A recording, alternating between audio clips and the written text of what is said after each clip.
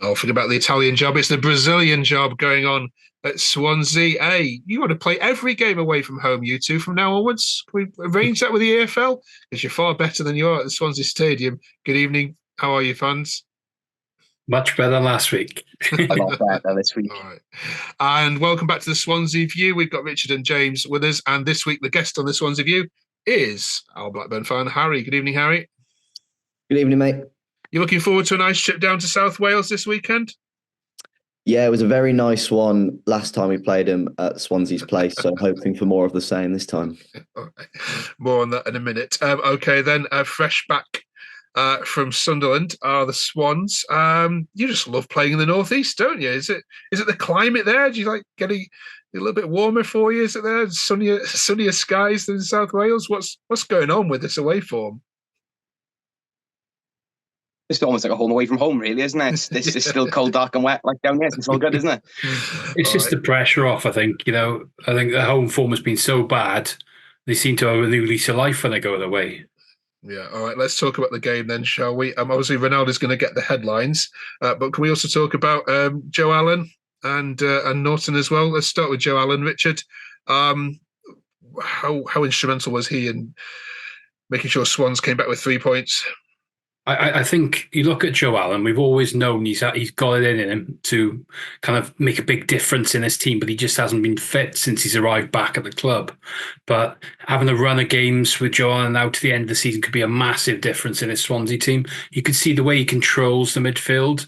We've had Fulton and Grimes in there. Grimes is great. I put Matt Grimes down every week, but having someone like Joe Allen just to slow it down, control the play, pick a pass, he's just got everything in his game. And, just the pass for the second goal for Ronald was brilliant. The way he surged through midfield, it's like old young Joe Allen, just brought that through. And then Ronald finished off beautifully, but I'm sure you want to get onto that in a bit. Yeah, I'll let James with his Brazilian flag take that. Okay, then talk about your Brazilian superstar. He's just a breath of fresh air at the moment. I mean, for years, we've just wanted someone who can maraud down the wings and get fans off their seats.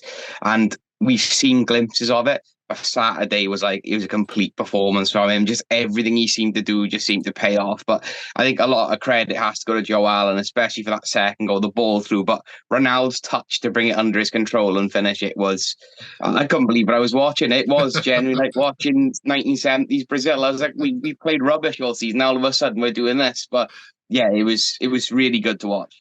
Yeah.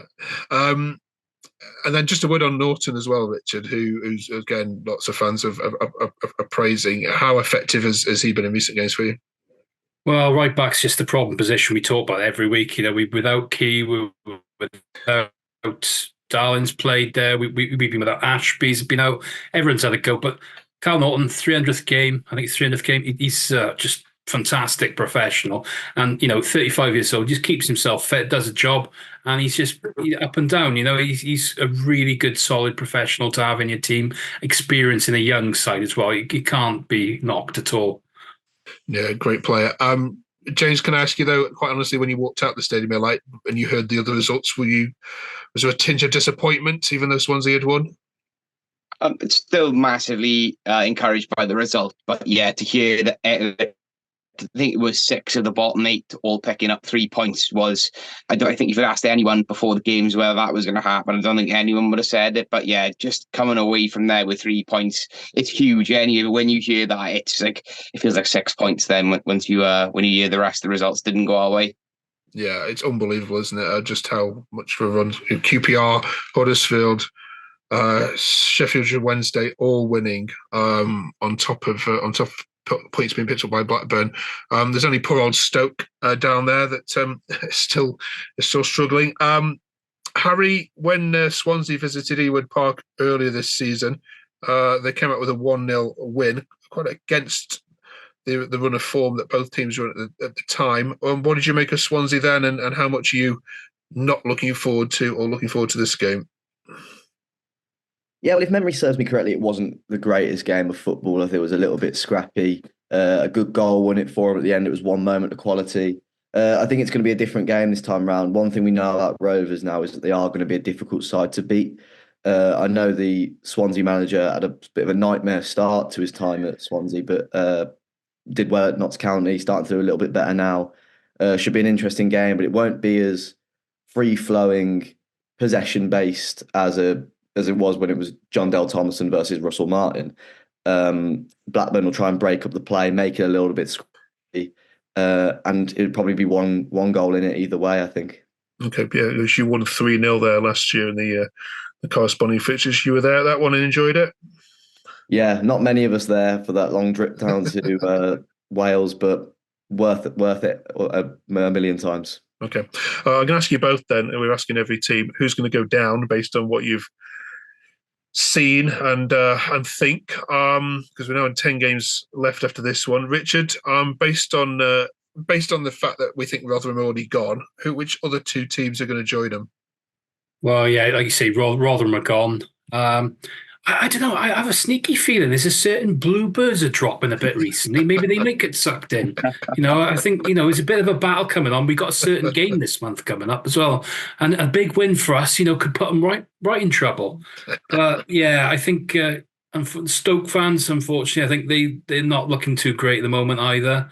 But, you got to say they're probably the two. Yeah, I'm not sure as such, but I think, yeah, Rotherham gone. And then, yeah, we'll chuck Cardiff down with Stoke. Sorry, Stoke. Okay. James? I think for me, Huddersfield, I think that they're having a little bit of a bounce, but I can't see them getting out of it entirely. And I really do think this could be Stoke's year to go down. I mean, that club is just cursed at the moment. They just can't catch a break. So I think, yeah, it's Stoke and Huddersfield for me. Okay. All right. Let's get some predictions then on this game this weekend. Harry, you can go first then.